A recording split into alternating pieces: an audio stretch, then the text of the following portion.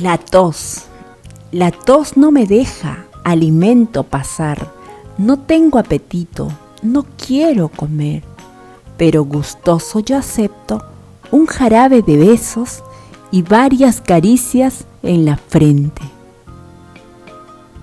La tos no me deja ni hablar ni andar. Hoy no iré al colegio. Hoy solo quisiera lecciones de amor practicar, para así pronto, muy pronto, sanar. Si te gustó el poema, pasa la voz que estamos en la luna de chocolate y canela.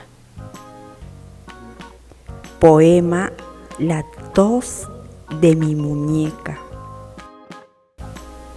Como mi linda muñeca tiene un poquito de tos,